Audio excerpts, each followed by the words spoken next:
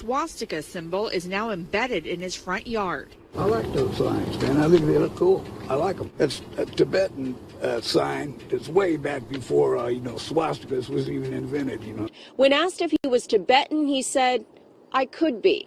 Are you Tibetan? I could be. Renee Schultz is Johnson's Jewish neighbor. Do you find it offensive? Yes. On behalf of 800 million Jews that died with that, yes, absolutely. Please ignore the other massacres of the 20th century. They're insignificant compared to the Shoah.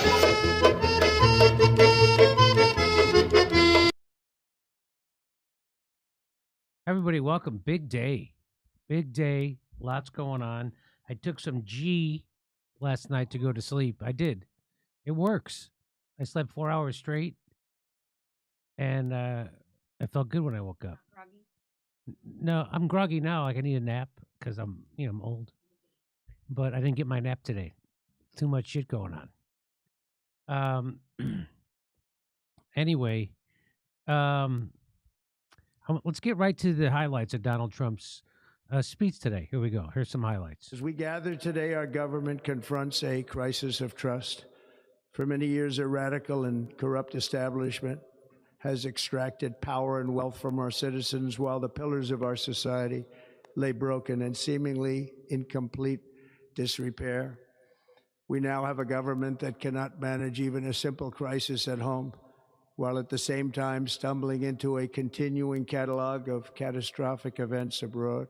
The journey to reclaim our... So that is 100% correct. We can't even handle the crisis at home. We couldn't handle Leninist. We couldn't handle hurricanes. We can't handle wildfires. Meanwhile, we're shipping trillions of dollars to the war machine to fight foreign wars for fun. They're not for fun. They're to put money in the hands of the people who actually run the world. It's an upward transfer. Fun. It's an upward transfer of wealth. Kurt Mexican's here. Hey, Kurt. Yeah. So he's right. As the LA was burning, we had empty reservoirs, 117 million gallon empty reservoir right in Pacific Palisades.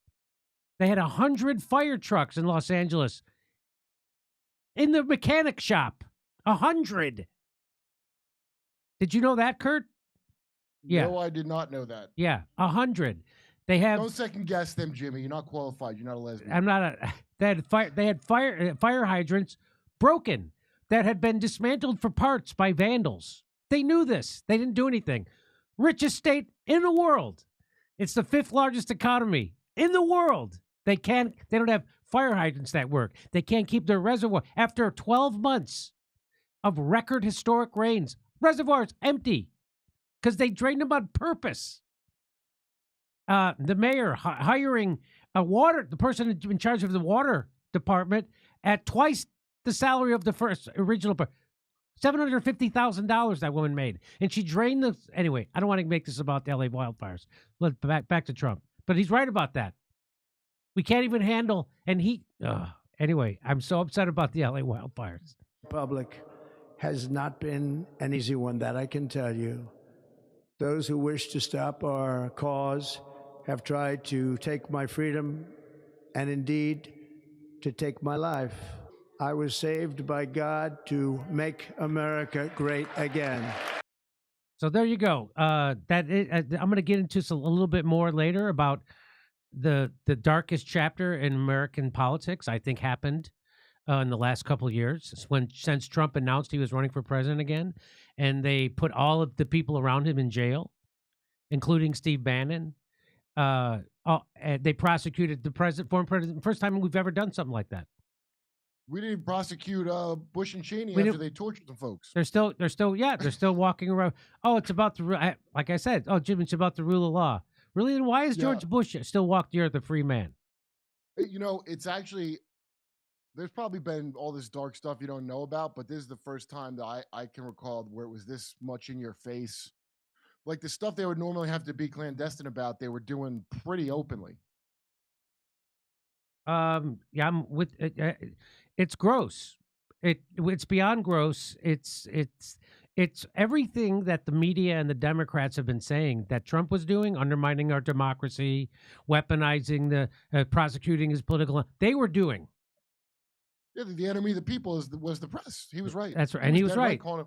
I was calling him the frenemy of the people, but no, enemy of people. Yeah. So here's some more highlights. Our country can no longer deliver basic services in times of emergency, as recently shown by the wonderful people of North Carolina, been treated so badly.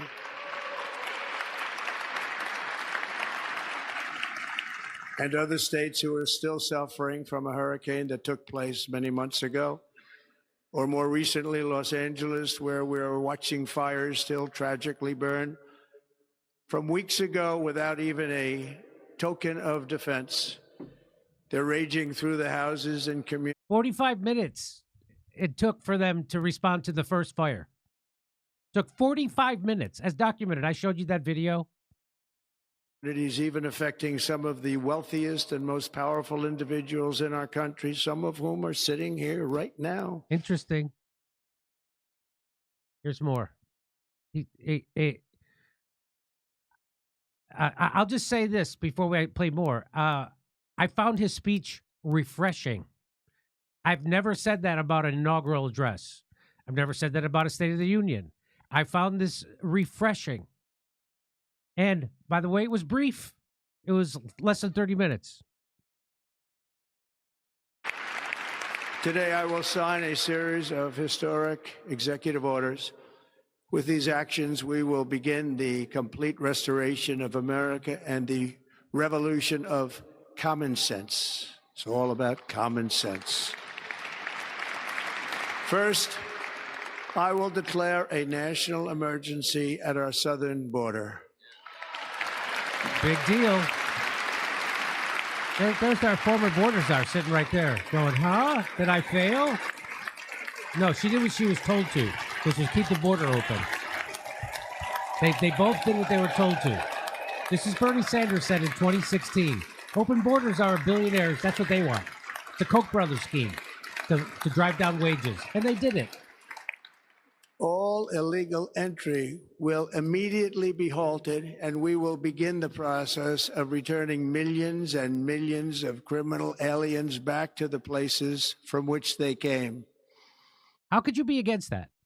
How could you be against stopping illegal immigration and returning criminal illegal aliens to where they came from? How could you be against that? I predict that when they go do their crackdowns, if they do them, and I predict most of it's going to be for show. There's no way they can deport 20 million people. They're not going to do it. So they're going to have some shows, and some of the it's going to be mostly criminals. That's my prediction. I could be wrong. I hope I'm right. And if you're against deporting criminal illegal aliens, then there's something wrong with you. What do you got to say? Yeah, I don't know how either, because what about all those people they brought in that lowered the wages at Purdue and all those other companies? Yes. Where they had to actually it can't be right, but from what I understand, some of these countries we have to do this. Like they're actually being made to. I mean, a thing they want to do anyway, but it looked like the government was way in on making that happen, like lowering the wages. Hire this group of illegals through this app. I don't understand. I never understood why you couldn't just go to these companies and be like, who's here legally and who's not. Get them out. But the criminal thing, the most baffling thing to me is, how are you being spied on? I'm being spied on. That's right. We're all being hit American soil. You can't find them no more. Here we go. More. This week, I will reinstate any service members who were unjustly expelled from our military for objecting to the COVID vaccine mandate with full back pay. Whoa!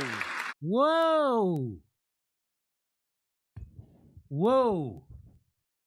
What do you think about that, Kurt? Hey, keep them coming, man. Let's see.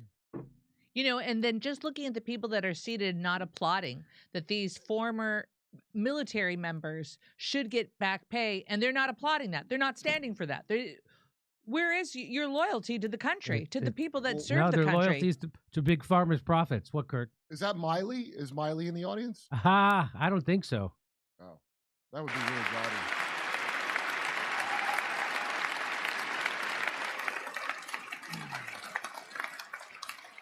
And I will sign an order. Maybe those people who are in uniform aren't applauding because they had to take the goddamn. They took it, right? Because if they didn't take it, they'd be out. They're like, oh, I didn't have to take it. They're probably like, oh, damn, I didn't have to take it, and I would have got paid anyway. Yeah. Yes. To stop our warriors from being subjected to radical political theories and social experiments while on duty. It's going to end immediately. So that's not just medical experiments, which, by the way, look into the anthrax vaccine. Remember when they said, oh, there's Gulf War syndrome? Lots of soldiers, military men, got Gulf War syndrome who came nowhere near the Gulf, just to let you know. No, Jimmy, this was a big story that a bunch of soldiers didn't want to take it, okay? And at the time, I remember my dad telling me, he was like, don't get a job, work with your hands because it'll ruin your body and you'll just get broken old. And don't join the military because they'll use you as a guinea pig. Yep. And that was a thing. If you signed up for the military, they tested stuff out on you. So when it became civilian time that's mandated, it was crazy to me because I'm like, I thought I had to sign up for service to go through that. Yep. So that's good news. People who got kicked out of the military because they wouldn't take an experimental vaccine, which wouldn't be considered a vaccine just 5 years ago. That had changed the definition. They changed the definition. Now it's considered a vaccine. Experimental medical treatment. Now they get reinstated and they get back pay. It's amazing. It's amazing Joe Biden didn't do that. From this day on, the United States of America will be a free, sovereign, and independent nation. We will stand bravely. We will live proudly. We will dream boldly. And nothing will stand in our way because we are Americans. The future is ours. And our golden age has just begun. I got to say, I am jealous of his hair color. I gotta say, I was looking at my hair color today. I'm like, man, I miss when I was a brunette. His golden hair. And there's a guy who's got the balls to keep dyeing his hair, even though he's almost 80. It comes out gold when he's done putting the blonde into the white. I got to do something. I hate. I'm down on my hair. Put it that way. The color, anyway. Either I should go all. I don't know. It doesn't. Anyway, I'm too vain. Here we go. My proudest legacy will be that. To me, I think this is the most. To me, this was the most important part of the speech. To me, here's the most important part of the speech. Here we go. My proudest legacy will be that of a peacemaker and unifier. That's what I want to be, a peacemaker and a unifier. I'm pleased to say that as of yesterday, one day before I assumed office, the hostages in the Middle East are coming back home to their families. That's weird that he got that done. Yeah. And it's the same deal that they had in place since December of 2023. Yeah, right. It's the same deal they've had. They've had that deal for over a year. And it took Donald Trump, real estate man, game show host, former president, to make that deal happen. And who did he send over? And who did he send over there? He didn't send somebody from the deep state. He sent a brass knuckle brawler, real estate guy from New York. That's the guy who made that deal happen. Hey, we can't meet with you at Shabbat. I don't give an F about your Shabbat. Either your signature or your brain's going to be on this contract. Well, because the Great Crystal Ball, as you know, I was watching her suggest that was some kind of, remember Reagan's October surprise with the Iran hot? She tried to make it like it's that, yeah, which is a little conspiracy. Every stupid conspiracy, pro-Democrat conspiracy you could think of, Crystal Ball and Malibu Ken, Kyle Kalinske, are going to repeat it. Okay, well, I think it boils down to Trump. You know, he doesn't do drugs and they didn't have anything on him. He's not blackmailable. So there's a reason. I think lots of people wanted to stop doing BB's dry cleaning, for example. Yeah. But they can't. Right. And so that's why I think that happened, because they don't have nothing on him. That's my little cuckoo theory. Because it is the same deal. It's been around. Why couldn't you make it happen? Well, because I don't want certain things to come out. That's why. Well, because I think it's because the guy who was actually running our country in the foreign policy for real was Anthony Blinken. Blinken. It wasn't Joe Biden. Joe Biden, as the Speaker Mike Johnson revealed just this last week, he didn't even know what he was signing or what he was doing. What about the other Biden? So, what about the tall Biden? What about the taller Biden? Yeah. So I don't think so Anthony Blinken, who's a Zionist first and an American second, who's he's related to Ghislaine Maxwell's father and stuff like. He's related to, because he went to the Dalton school, the famed Dalton school. So he's got so many connections to the Mossad, and so that's why that was happening, because it was Anthony Blinken that was running our policy and not Joe Biden. Okay. Here's another great this is the second part of the greatest moment in his speech, and I think the greatest moment in an inaugural speech that I've heard since John F. Kennedy. Here we go. Like in 2017, we will again build the strongest military the world has ever seen.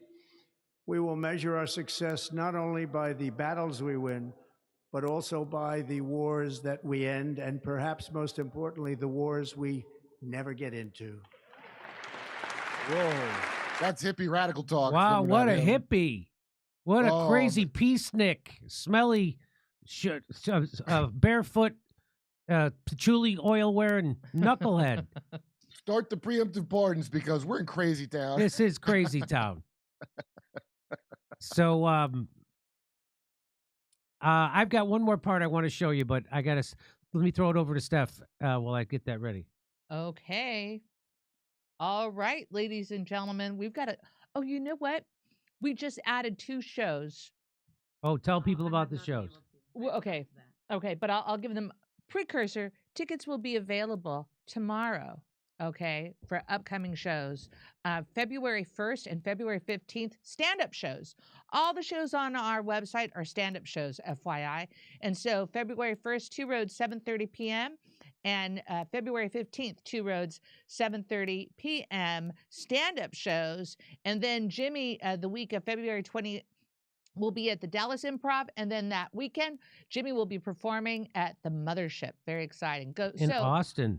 Austin. And okay. Go ahead, find your ticket links right at our website. Go to our website, jimmydore.com. All right, back to Jimmy.